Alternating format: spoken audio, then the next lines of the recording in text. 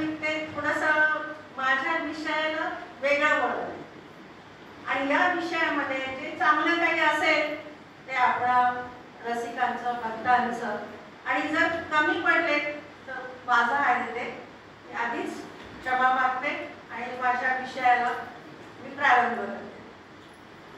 आणि या पुस्तकामधले मी उदाहरण घेऊन सांगते. त्याच्यामुळे मला पुस्तकातले काही वाक्य 4-4 वाक्य वाचावं पडतात.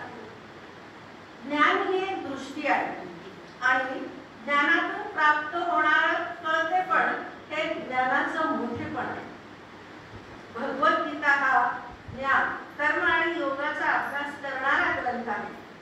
भगवान श्रीकृष्णाने धर्म अधर्म सत्य असत्य न्याय अन्यायाच्या बाबत वर्णन करून व्यक्तीने कसं जगावं याचं सूत्रांमध्ये विवेचन केलं आहे. म्हणूनच बालकांच्या मध्ये लहानपणापासूनच ज्ञान विज्ञान अध्यात्माची ओढी किंवा आवड निर्माण करणारा हा भगवद्गीता ग्रंथ आहे असं मला वाटतं. आणि आता आपण पुस्तकाकडे वळूयात. राजयोग भक्ती कर्मयोग या पुस्तकाची भाषा बघा प्रमाण भाषा आहे. बोली भाषा वेगळी असते आणि पुस्तकाची भाषा ही वेगळी असते आणि कठीण असते असं मला वाटतं.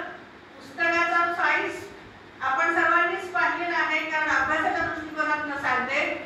छोटं पुस्तक हातात घेताना आपल्याला थोडंसं वेगळं वाटतं. पुन्हा त्याच्यात चित्र असतील तर ह्या पुस्तकामध्ये त्याचं कव्हर सुद्धा छान आहे, चित्र चांगले आहेत.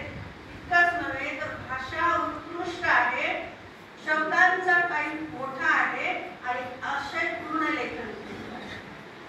हे पुस्तकाचं प्राथमिक वैशिष्ट्य. त्याच्यामुळे ह्याच्या पुस्तकामध्ये त्यांच्या रूपरेषेमध्ये उद्देश सांगितलेला आहे असं मला वाटतं. तर त्याच्यामध्ये असं लिहिलेलं आहे, त्यातले 4 मी सांगत नाही, मी एकच रोज सांगते, वेळ कमी आहे. हे पुस्तक 21व्या शतकातील वैज्ञानिक डिजिटल आणि सॉफ्टवेअर युगासाठी उपयुक्त आहे. म्हणजे भगवद्गीता तेव्हाही उपयुक्त होती आणि आजही 21व्या शतकात क्षणोक्षणी आवश्यक आहे. बालपणापासून किंवा आईच्या गर्भापासून हे स्पष्ट होतं. आणि हे भगवद्गीतेतील तत्वज्ञान मानवी आयुष्य एकत्र आणण्यामध्ये त्याचा उद्देशच असा आहे की आपलं आयुष्य शक्तिवान आहे. आणि स्पष्टच करायचं म्हटलं तर श्रीकृष्णाने अर्जुनाचे प्रश्न क्षणात सगळे सोडवले आणि म्हणूनच त्याचा विचार केला तर आपण आपले सुद्धा प्रश्न सोडवू शकतो.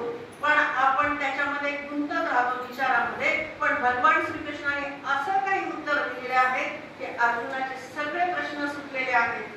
मग आपल्याला हरवलेला अर्जुन आपल्याला सापडतो या क्षणी आणि असं वाटतं की खरंच हा एक उपलब्ध झालेला मार्ग आहे. आणि ती गुह्य विद्या जी आहे की आपण आयुष्यात कुठेही वापरावी. या तत्वाला सीमा नाही, धर्म रेषा जातपात कुठेही नाही. इतकं सुंदर शास्त्र गीतेत सांगितलेलं आहे.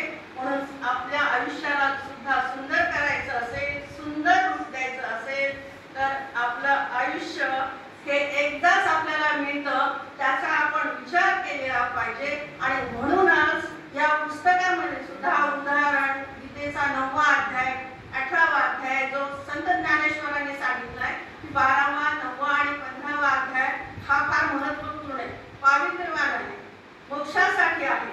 आणि म्हणून त्यांनी इथं जो श्लोक लावलेला आहे बघा, तो श्लोक पुस्तकात आहे. अध्याय 9 31वा श्लोक आहे. क्षिप्रं भवति धर्मात्मा शाश्वत शांतिं निगच्छति कौन्तेय प्रतिजानीहि रमे भक्त प्रणश्यति. म्हणजे भक्ती कर्मयोग साधना करणारी व्यक्ती लवकर शुद्ध आणि शांत पवित्र होते. आणि असे त्यांनी 2-3 उदाहरणं दिलेली आहेत. त्याच्यात आता आपल्याला वेळ नाही म्हणून पुन्हा जावं लागेल पुढे. कारण आता ताईंनी सांगितलं चित्त मन बुद्धी आणि अहंकार या मनाच्या 4 पायऱ्या आहेत आणि त्या पायऱ्यामध्ये आपल्याला जगायचंय. मग कसं जगायचं? आपण एकतेने जगायचंय. मग त्याच्यात म्हणजे राजयोगाचे सिद्धांत सांगितलेले आहेत. पण आज या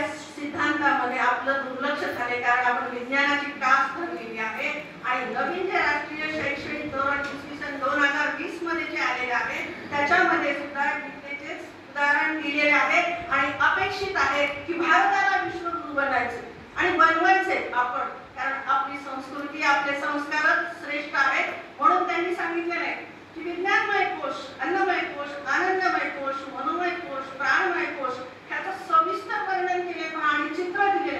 म्हणजे माझा किंवा आपल्या नातवाला जर पल्लीतल्या मुलाला जरी सांगितलं तरी निश्चितच समजेल. आणि म्हणून शिक्षणाचे जे मूल्य आहेत, जे बीएडला शिक्षकांना आम्ही शिकलो, आम्ही शिकणार, मग विद्यार्थ्यांना शिकवणार, कधी शिकवणार, हे शिक्षणाची मूल्य जी आहेत ही सगळी या पुस्तकात सापडते. स्थिरता, नम्रता,